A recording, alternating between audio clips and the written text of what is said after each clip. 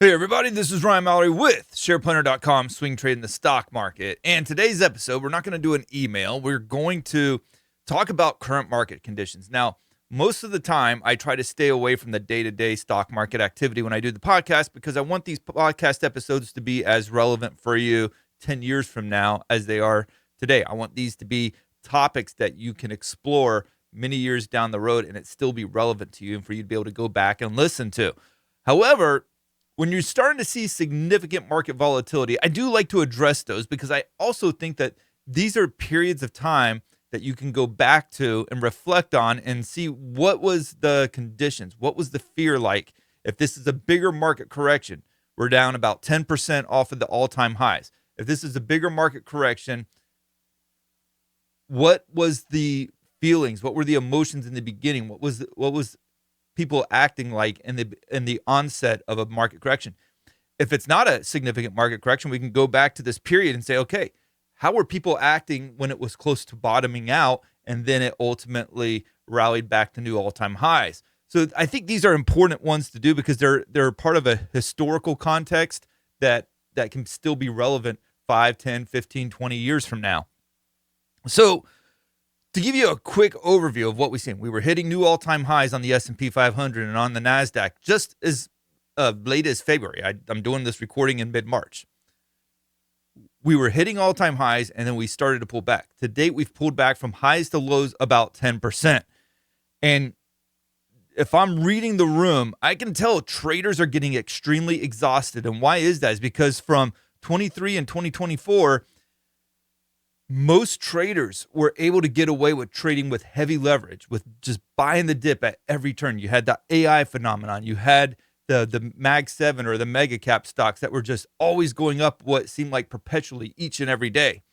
And that has finally started to wane some where you're not able to get that automatic bid underneath the stocks. So there's a lot of pain. There's a lot of problems that are developing among traders. People are blowing up their accounts because they haven't managed the risk. And that's why I always go back to the first 3 podcast episodes that I ever did on this podcast.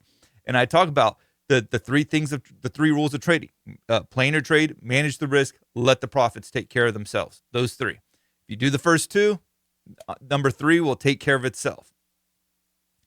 But for so many traders, it's all about how much money can I extract? How much can I make on this particular trade? Can I knock it out of the park? Can I make it go to the moon and orbit Mars?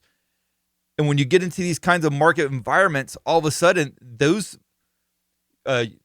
utopian philosophies of trading or ignorant or naive approaches to trading comes back to backfire incredibly.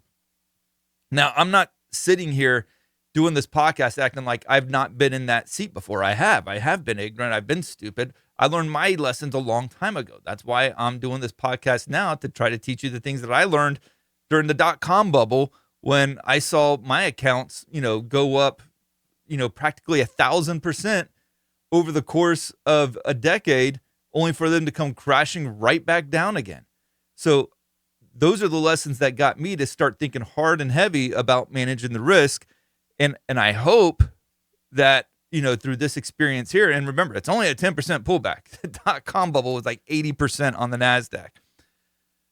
But we're only talking about 10% and people were losing their minds.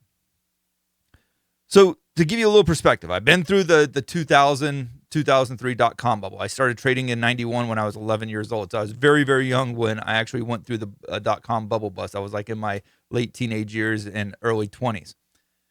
But it had a significant impact because up to that point, I didn't think that there was any chance that I would ever see a pullback in my account. In fact, I was certain that I was just going to be a billionaire by the time I was 30.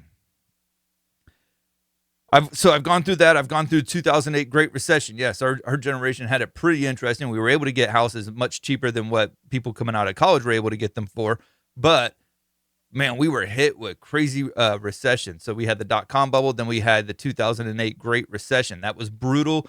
People who were buying the houses in 2004, 2005 were getting foreclosed on in 2008. It was still a pretty rough time for my generation. So we had the Great Recession that saw a huge market impact. That actually felt at times like capitalism was ending. Then you had the European sovereign debt crisis that was like, between 2010, 2012, but really started peaking there in 2012. That was a huge issue. You had, turbulence with Greece and other countries. And then you had obviously the pandemic that hit in 2020. That was really like a 6-week sell-off, followed by just an incredible buying spree once the stimmy checks started coming out. And then again, we had the bear market in 2022, which I'll probably for this podcast be doing a lot of correlations to what we're seeing right now to what we saw in 2022, because there are striking similarities in that regard.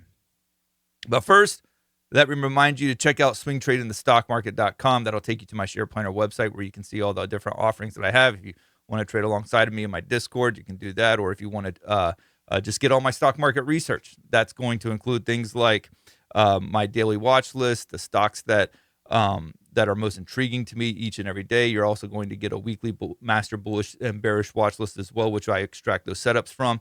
Plus, you're going to get watch list reviews in a video format each day of recapping what took place with the watch list, plus the mega cap or mag 7 update. It's nine stocks in total right now. I add or subtract to them depending on the size of each of the stocks out there, but going to do updates on those as well as the stock market as a whole. So it's a really good value. You get all my stock market research, really cool stuff there.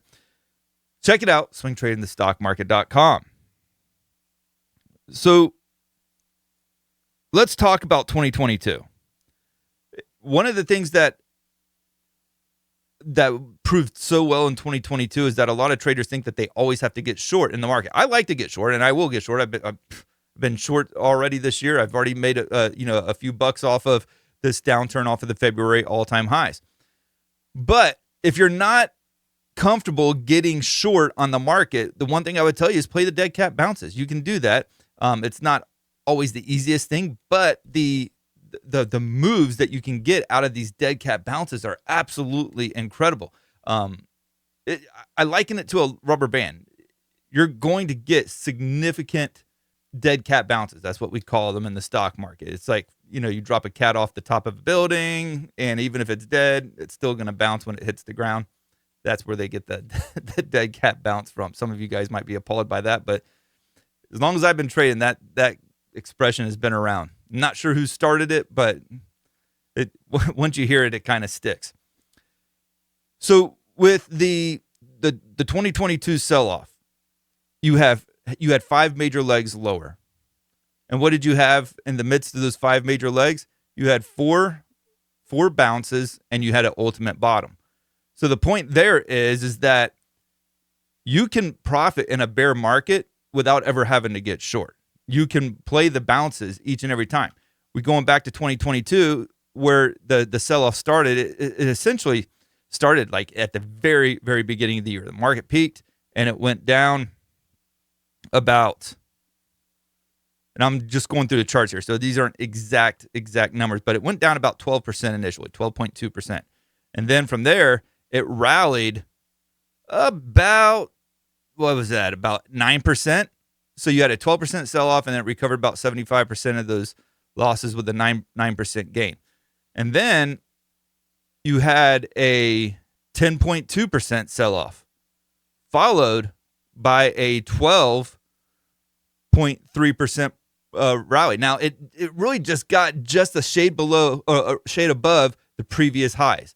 Now, why is it, though, that it was able to outperform that well? Why was the bounce so much bigger than the sell-off? And that's because when you have significant selling, the rallies, for instance, if you go from $100 a share down to $50 a share, you've lost 50%. But if you go right back up to the same price again, you've actually made 100%. You've rallied back 100%. And that's this case here. You can drop like 10% and then rally 12%, and it looks almost like it's the same amount. So that was the first 2 sell-offs there. You had significant dead cat bounces. And then you had another sell-off that took it down, and this is where it started getting pretty crazy in March through May. It dropped about 17%, 17.5% or so. And then from there, it rallied another 9.7%. So it recovered about half of those gains, maybe a little bit less than that. And then we had the fourth sell-off here. And the fourth sell-off took us down about another 13%, followed by another, what was that, about 18? Yeah, that was a big rally. Another 18% rally.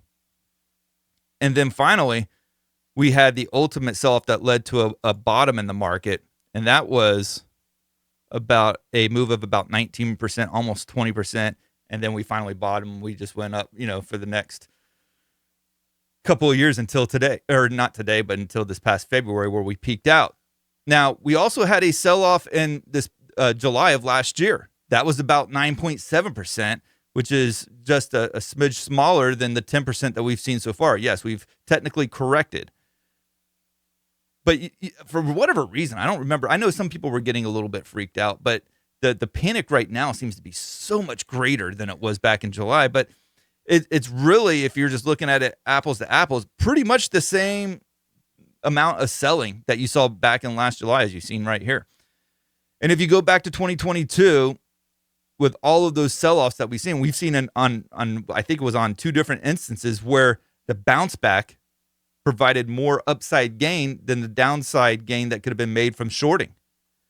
So with bear markets, the opportunities are prime to play these dead cat bounces. Now, one of the things you have to be careful of is the one-off scenario where you get that one-day rally where it looks like, okay, definitely the bottom's in. There's no way that this market isn't going to just keep ripping higher here. And then the next day you get the rug pull. We've seen that a lot here lately with this market sell-off. We've had 4 instances where the market has sold off or has rallied really well, and then the next day it's a complete rug pull. It might even rally a little bit higher the following day, and then you get the rug pull where it just gaps lower and keeps on selling off. We've seen that on 4 different occasions so far, and it's getting a lot of traders frustrated. I've actually traded most of those to the long side trying to play that bounce, but I have a very low tolerance for those bounces if they don't materialize. If I don't see that euphoric bounce take place after I get in, I'm not going to hold overnight. And why is that? It's because I don't trust the market to keep those gains going. We haven't seen enough for it to show me that it's worth holding and taking on that overnight risk. And so just yesterday, the market looked like it was starting to bounce. I was like, okay, I'll get long on it if it breaks through this level. It broke through the level, and I got long. And it looked good for, like, honestly, for about 15 minutes. That's as long as it lasted. And then it started to pull back into the close. I'm like, you know what? If it's just going to pull back, I'm going to go take the smidge of gains that I still have on this particular trade and just go back to cash and wait. The market gapped higher the following morning on the CPI report, and then it came right back down again. So I don't give the market the benefit of the doubt, and I'm willing to walk away with 0.1% in gains or 0.5% in gains, because it's not so much about the profits or how much money I make on the trade. It's about how do I manage the risk. Again, going back to my original 3 rules: plan your trade, manage the risk, let the profits take care of themselves. What I did there is like, okay, here's my trade. If I don't see enough out of the market to show, okay, there may be a legitimate bottom end. The shorts look like they're running for cover. We're breaking through some technical barriers like the 5-day moving average or the 10-day moving average, whatever it might be. We're breaking through some resistance that it has struggled with doing so with in the past. If it does that, I'll stay in it. If it doesn't do that, peace out. I'm gone. And then in these cases, that's exactly what keeps happening. It can't give you enough to justify holding overnight and risking a 100-point gap to the downside. So I get out of the trade, and here's the thing. For instance, the last one I did in QLD, I walked away with like 0.27% on that trade. If the market's going to gap on me the next day, fine. I'm not going to take it personal. It's like, oh man, if I would have just stuck in QLD, I would be up so much right now. I'd be killing it. Yeah, I mean, from a human standpoint, I'm always going to think that, if I get out of the trade and it keeps going higher the next day. But that's something that I can easily dismiss in my mind, because I know that's just like the carnal, greedy side of me that, wants to get as much gains out of the market. The more disciplined side of me, the side that says, hey, I'm in this to make good trading decisions. It's not about one trade and not about hitting a home run. It's about the body of work.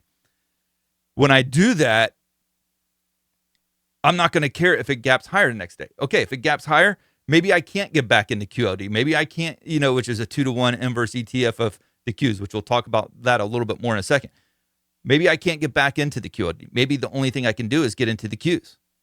Fine. That's fine. If I make a winning trade off of the Qs and it's half of what I could have made off of QLD by holding overnight and taking on the additional risk, I don't care about that. What I want to do is to make sure that I plan my trade, I manage the risk. And so in the case of QLD, when I got out, I went in there with a plan. It didn't work out according to what I wanted to see in that plan. I went ahead and got out. I got out for a small profit. Even if I would have gone out for a small loss, it wouldn't have mattered either way. I managed the trade. I planned the trade.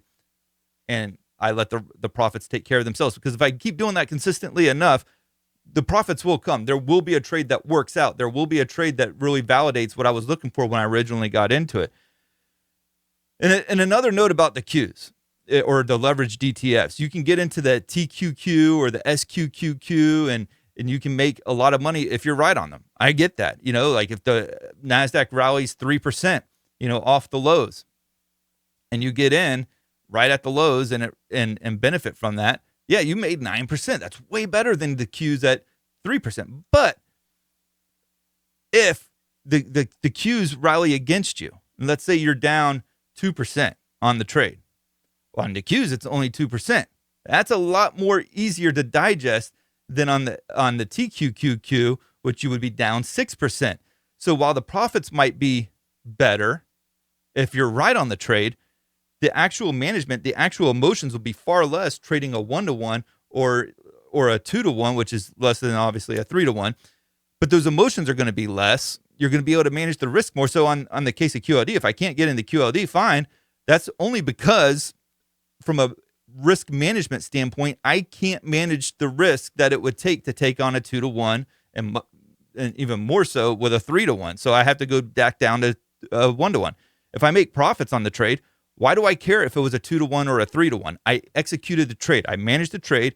I planned the trade. I managed the trade, and I let the profits take care of themselves. Whether it comes from a 2-to-1 or a 3-to-1, I don't care. All I care about is making good trades. And you can have winning trades that are good trades, and you can have losing trades that are still good trades because you followed your plan and you managed the risk. You can have bad good trades. If I start buying every dip there is, and there's traders, there's influencers out there like this too, they'll just keep buying every dip. And then they will say, oh, look at that. I nailed the bottom. I nailed the bottom. And then they'll tweet about it for the next 15 years that they nailed some kind of generational bottom in the market. People are still doing that today with 2009. They constantly kept calling for bottoms. And until there was a bottom, they kept calling a bottom. Once that bottom was in, then they said, well, see, look what I did. Look what I did. I called the bottom. I called the bottom. And, it's easy to do that. You can delete tweets and everything else if you want to. Pull some kind of stunt like that out, but your body of work will show otherwise. In any case, the whole point in all this is the bear markets. They're scary, especially if it's the first time you've been through one. For me, it almost feels like home because I feel like my whole career started in a bear market. I don't get too worked up about them because I believe that the number of positions that we have will determine how worked up we are about the market action that's unfolding. If we are leveraged, our emotions are going to be much higher than if we're trading with far fewer positions. Like for me, I believe going, maybe like 2 or 3 positions at a time in a bear market is much more manageable than if I'm 100% long or 100% short trying to make my moves. Because if I'm wrong, those moves are going to be much more pronounced than if I'm using smaller number of positions. And remember this, because the volatility is so high, the market's making much bigger moves. You don't necessarily have to trade with so many open positions. You can trade with fewer positions and let the volatility do work for you. I always say in a bear market, less is more, because it is. You can control the emotions better with fewer positions by not over leveraging yourself, by not taking on too large of position sizes. So remember, with this market that we are in, it can be very unnerving. I get it. I know that it feels like the world can be coming to an end. However, go into every trade, managing the risk, planning out your trade, letting the profits take care of themselves. I keep reversing those two, but it's actually plan your trade, manage the risk, let the profits take care of themselves. It has guided me very well over the years. Is it boring? Absolutely. But in this kind of a market, I am going to have a no-nonsense approach with trading. I know that there's going to be a lot of one-off rallies. We've seen them a lot of late as well. I've seen them and do the same thing in many other sell-offs in the past. You get these one-off rallies that feel like everything's coming together for a huge market bounce, and then it just fizzles. And you're like, how did that just happen? Everything was lining up perfectly. You have to make the market prove itself to you. Don't take the risk if you don't have to. And you can always get in later, smaller position, or you can get in with a 1-to-1 instead of a 3-to-1. It's not that big of a deal if it doesn't make you any less of a person if you're in a 1-to-1 versus a 3-to-1. We get caught up in the profits, but I want you to be focused on the risk. If you enjoyed this podcast episode, I would encourage you to like and subscribe if you're listening to me on YouTube, or if you're listening to me on Spotify, make sure to leave a 5-star review as well with Apple or any other platform you're listening to me on. If this podcast episode helped you, the biggest thank you could do is just leaving a good review or subscribing to my channel. Let me know in the comments, what is your take on this market? How are you handling it from a risk standpoint? Are you getting clobbered? Let's discuss it. Let's talk it out, and I'd love to hear from you. Also, send me your emails, ryan@shareplanner.com, because we're going to get back to those here as well. I want to know what you are dealing with, what you're struggling with, what is your problems when it comes to trading in the stock market, and check out swingtradingthestockmarket.com. Thank you guys, and God bless.